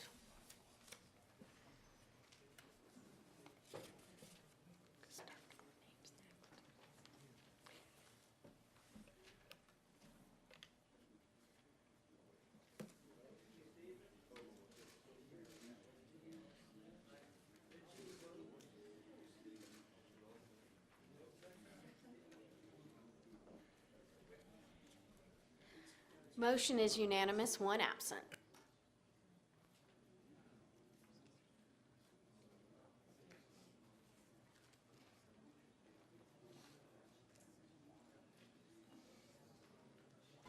Motion to adjourn. We've got, Mr. Stefanza came up with another technical issue. Mr. Chairman, and I just discussed it with legal counsel, because I think Yeah. we're getting into an area here, and anytime we put motions on the floor to reconsider, we need to understand what we're doing. This is with reference to. Number two, the second one that Mr. Artigue tabled, and he was trying to On the put it regular up agenda. because he doesn't totally understand what happened with it. And I don't blame him for trying to table it. But number one, the zoning commission approved this on 2/7, which we couldn't have possibly voted on it on 2/3 or whenever our meeting was. It could not have come from the zoning commission to us in that amount of time. Secondly, you cannot table a motion to reconsider, because next month you wouldn't be able to bring the motion to reconsider on the floor, because You'd have you to have can a new only do it motion either for altogether. something that happened tonight or last month. So if you wait a month, you can't do it. So we need to go back to that item on the agenda and readdress it and reverse. I mean, our motion to table is an invalid motion, and I would tell you that it can't be passed that way. And then we need to take this thing and take some action to it, and either put it on our agenda and do something with it for next month, and introduce it as an item to be addressed next month, and that would That's give, what I was gonna say. that would give Mr. Artigue time to work any issue that he needed on it. All That's right. what I would think we need to do. We need a motion to reconsider. No. No. I move to go back to the. You gotta get rid of the table. I need to move to adjust the orders what I of was the gonna day say. to go back to the motion, item number 2 on discussions of other matters. And I'll get it on, Second. okay? All right, vote with your And- lights. And my, since I am parliamentarian, my ruling is your motion to table's out of order. So Correct. you are now in a position of where I think what we need to do with this thing, I'm struggling with where we are, because we couldn't have adopted anything, what couldn't have been anything but introduced, and therefore it should go on our calendar as introduction rather than some other way. Do you see something different, Mr. Legal Chairman. Counsel? Well, Chairman. just a moment, I have a question to ask. I would because- just think we would Mr. introduce Artigue, it what second. were we trying to accomplish with this? Let me look at it further before I do anything on it. Okay, so you weren't aware of, you didn't understand any No, of this? right, correct. You don't even know why it's here then? No, I didn't know it Mr. was Chairman. until Okay. at the bottom of the page. I think what may have happened, Mr. Artigue, you may remember we were doing some amendments to that Lake Road setback for that first 400 feet off of Is Highway that what 11. is that what this is, I Sidney? think what this is, in November, or in September, October. it was introduced, it was sent to the commission, it's on its way back, and probably when we sent the ordinance back in, it was picked up by somebody as a reconsideration, because you were asking us to reconsider the first, So that's the original okay, setbacks. then I- So I think it'd be appropriate to check for I think it's already been introduced. I don't think any changes were made to it. So it may be ready for final adoption next month. In actuality, I believe the reason it is on here as motion to reconsider is because the council adopted it before the zoning commission heard it. Nothing changed in that time. It got adopted, and for whatever reason that we're not aware that it was going to the zoning commission. So it got adopted in October, but did not get heard by the zoning commission until February. Was approved in February, so now it needs to be reconsidered as to whether or not we're going to approve what the zoning commission said, which was approving that. How about we get together and we'll have a report of committees? Sidney, Chairman. Sidney, if this is the part that I asked you to do way back when, and this is what it is, because I didn't see what it was. If that's what it is, we can go ahead and reconsider and do it, if that was the reason. Yeah. Mr. Bender. Mr. Chairman, I'm not trying to be so persistent, just to be trying to be helpful. For you and our legal counsel to consider, I think, first of all, and I discussed this with our parliamentarian, the word reconsider means that the winning side on something would have to vote positively to reconsider it. So the problem is that if the winning side doesn't want to vote against its original decision, then the motion to reconsider fails. So there's a question first. Did we have a vote on it, number one? And at first we said no. Now, apparently, maybe we did, and we adopted it. But might I offer... And that adoption would be invalid. Well, no, it wouldn't No? be, because, let me pose this to you and Mr. Hall. We have voted to adopt things pending the zoning commission's approval in the past, as you recall, Mr. Chairman. So if the zoning commission did approve it after our adoption, then there is no need to re-vote on this at all, because we simply adopted it, and they basically agreed with our adoption. Am I correct, Mr. Hall?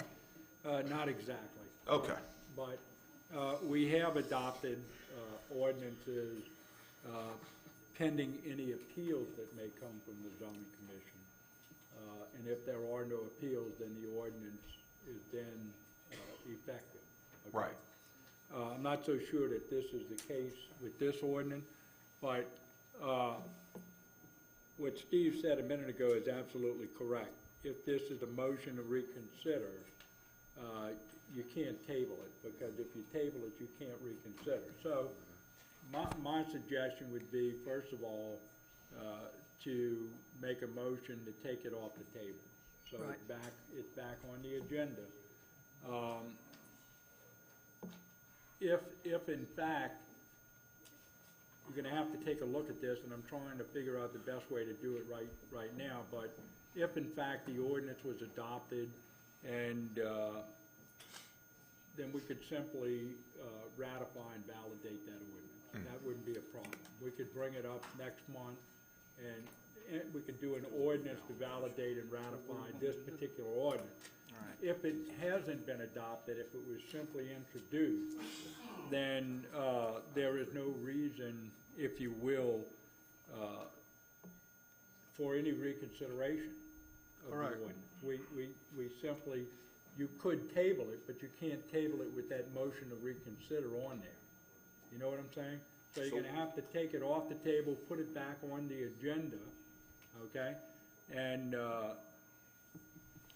deny the reconsideration, if you will, because then if the ordinance is simply introduced, then it's introduced. You don't need to reconsider it. If the ordinance is only introduced, if it's adopted, then we'll simply do an ordinance to ratify and validate that. Well, what do you want, what do you think I should do, just remove it tonight? What I would suggest, and Steve, by all means, you know a lot more about this than I do, on the parliamentarian side. I think if we take it off the table is the first move, and then, just go ahead and deny the reconsideration of it. Okay? If it's been introduced, then it's been introduced, and we can correct that next month. If it's been adopted, we can correct that next month as well. Okay, let's take the table off. Take it Yes. off the table. Move to remove the table. Move to remove the table. Second by Mr. Bender. Vote with your lights on the removal of the table.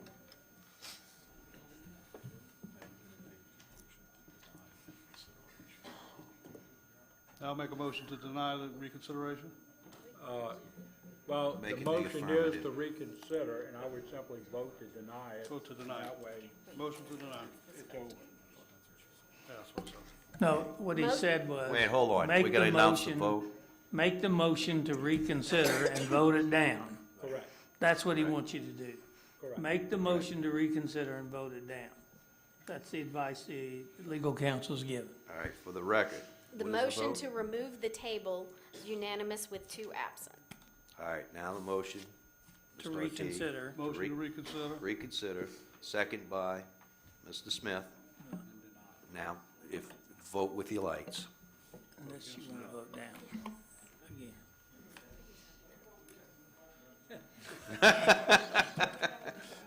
Motion fails, 12 nays, no one, or 2 people absent. Thank you.